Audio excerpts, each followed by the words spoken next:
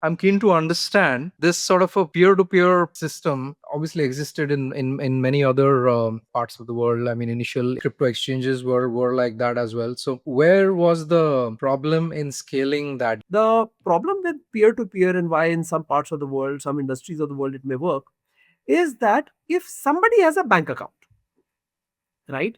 Should you then say that beyond that, the onus of those funds being good is that of the bank that did the KYC and is doing transaction monitoring? Or because let us say a bad actor sends me money, though I am innocently receiving it from an unknown third party, a peer to peer transaction, am I responsible despite the fact that I didn't know it? I think this is where, who has to take the blame from law enforcement point of view becomes a problem. And this is also where peer to peer technologically or operationally is scalable. It definitely is far worse operationally than simply allowing bank transfers, but it is scalable. As in, I saw some Indian exchanges doing it at a very high level because even that, by the way, would have an order book. So you were Uh, effectively buying INR using INR, which where one INR being P2P'd was not the same as one INR on the exchange, but it would be close to that. But the crazy thing was that when something would break, and two things would break. One, somebody would say, I sent the money, and the receiver would say, I didn't get it. This, by the way, is resolvable because there's bank transaction, show me your statement, and those sort of things. And it can be done. And exchanges had set it up.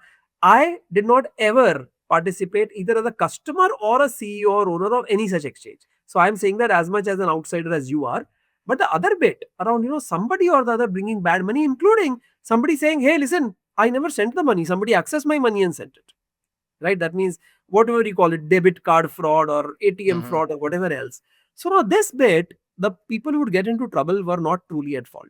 And we were advised when we were considering peer to peer that this is Uh, inevitable because, uh, variety of digital wallets, debit cards, ATMs, these frauds were very rampant then, as I believe they are now.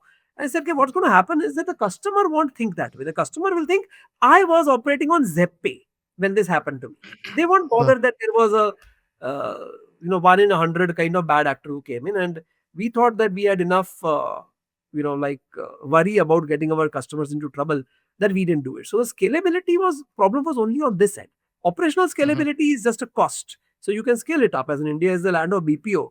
So you could have any number of people you wanted to resolve that.